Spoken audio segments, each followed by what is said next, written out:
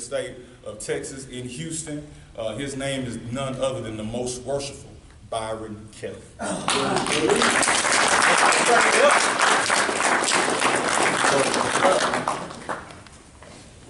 Wow. Say it's been a great day thus far. I heard the remarks of. Oh, did he leave? He left. He was sitting right next to me. Where he go? Hey, I say he chatting up on me. You know, Grandmaster Story. Then, I mean, shucks, brother, I would have cut mine short too. It might have been after him. I ain't gonna lie to you. I was done. I was like, man, let's pack it up and go. But what I'm here to talk about first things you have to always establish the protocol. The protocol is that first of all, I always give praise to God, from which whose blessings flow. He is the head of my life, and every day I strive to emulate his works and teachings.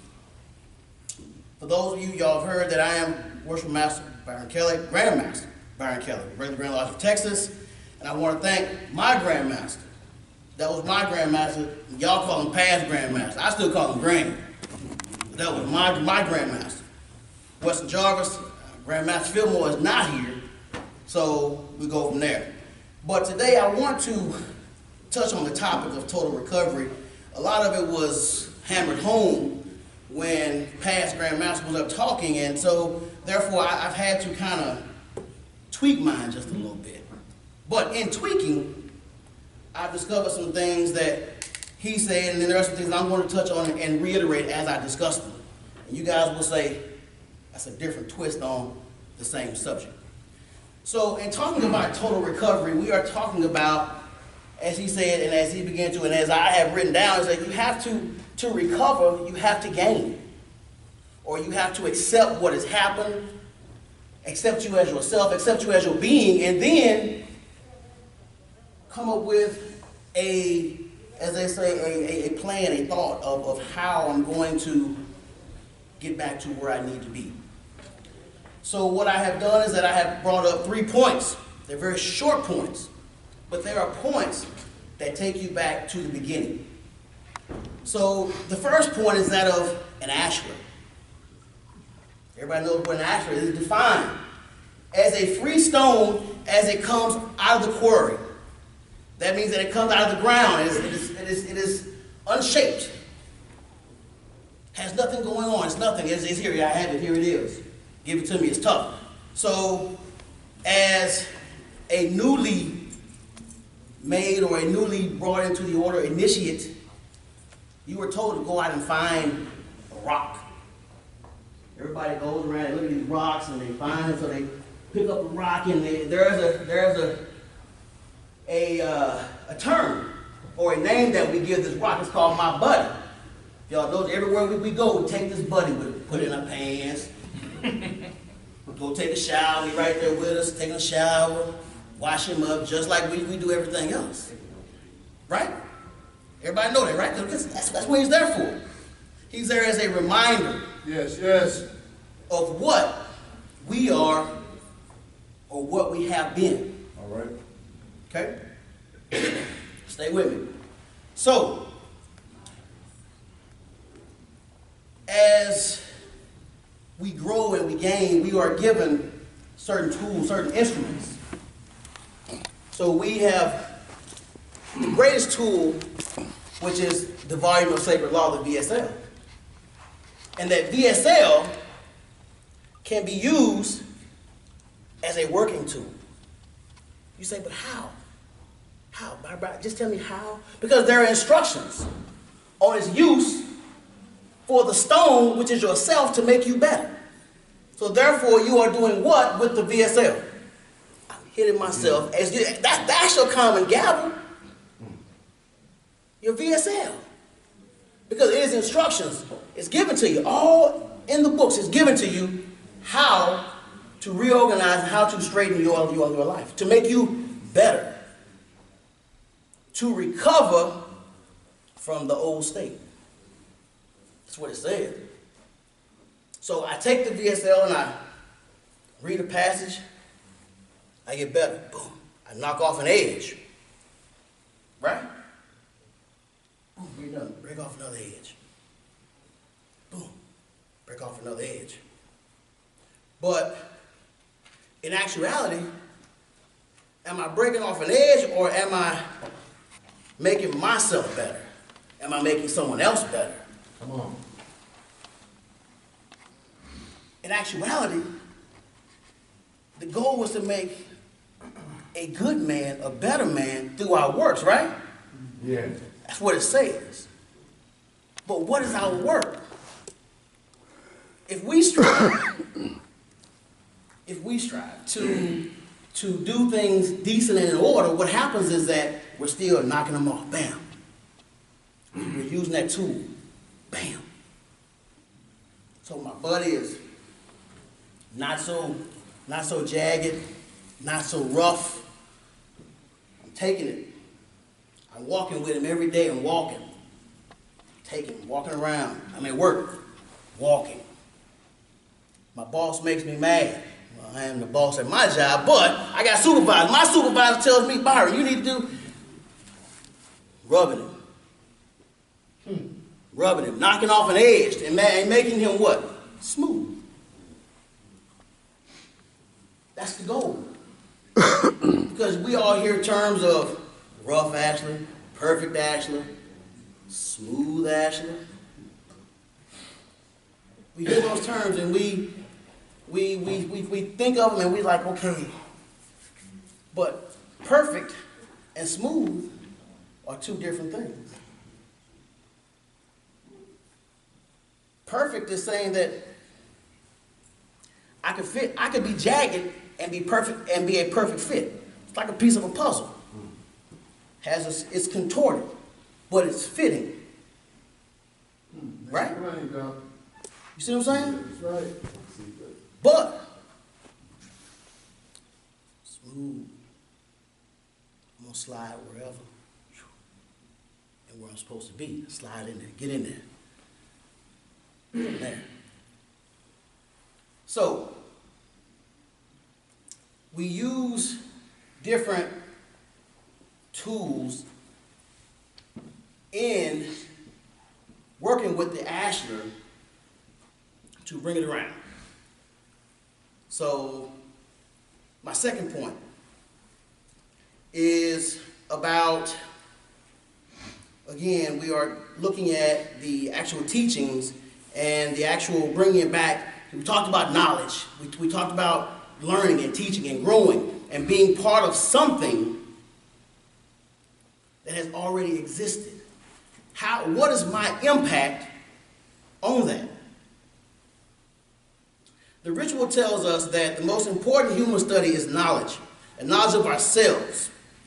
And once we learn to believe in ourselves, we then believe in what Masonry teaches us.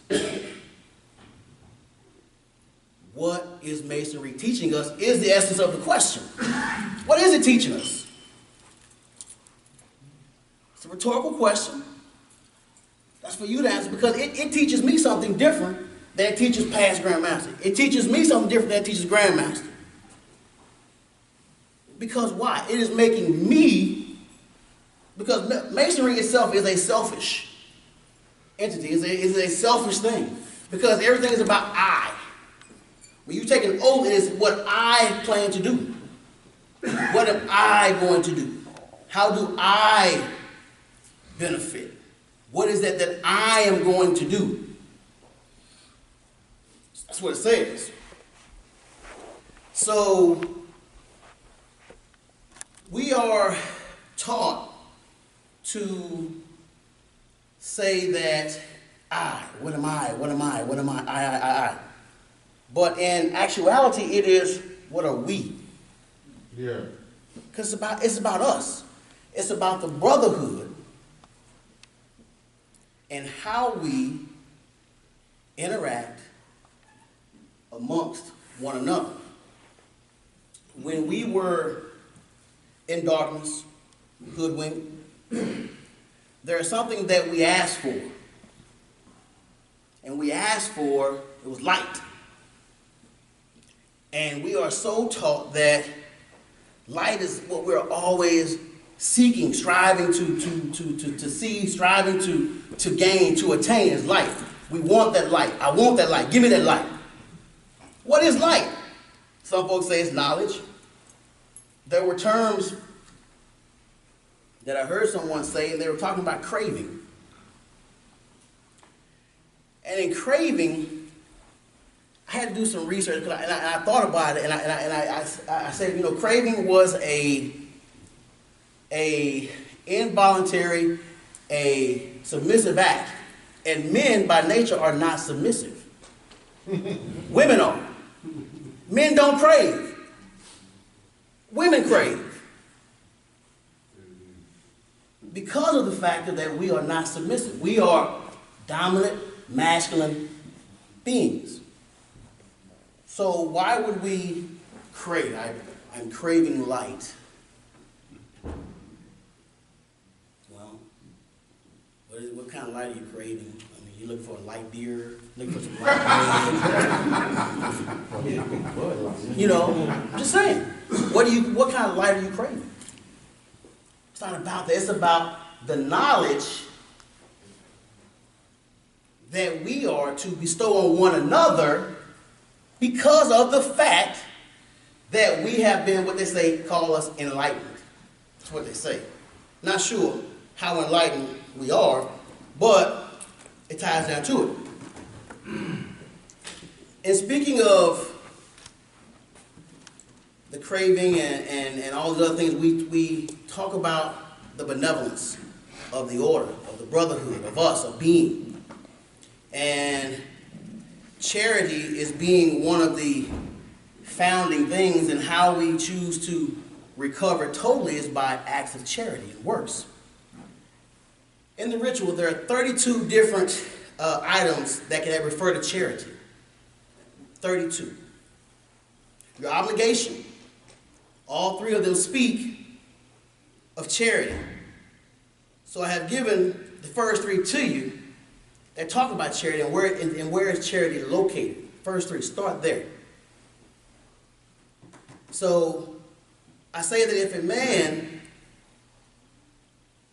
comes and asks you for something as part of being benevolent,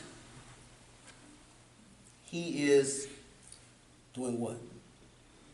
Speaking of you in good report, good reproach. Again, going back to making myself to be able to fit in there. Okay? It's about me. It's about us. But I have to contribute to the overall us. Again, talking about masonry being what? Selfish. Because I have to contribute in order to get something out of it. Real simple. But yet we say, well, I don't have time to go to meetings, and I see that it's raining. Oh my gosh. I want to get my shoes wet, and I just can't make it to meeting today. I'm so sorry. I won't be there. Oh my God. Yeah. Right? So, what did I just do? I gave a selfish act, right? But as a brother, as a leader, as a man trying to recover something that was lost, brother, I'll come get you. But then there goes this, well, my wife. That's what we hear. I'm not lying. Ray, I'm not lying. All day. Oh my gosh, what am I going to do? My wife says no. She's scared I might catch a cold. But you got to go to work in the morning. You got to go to work in the rain, right?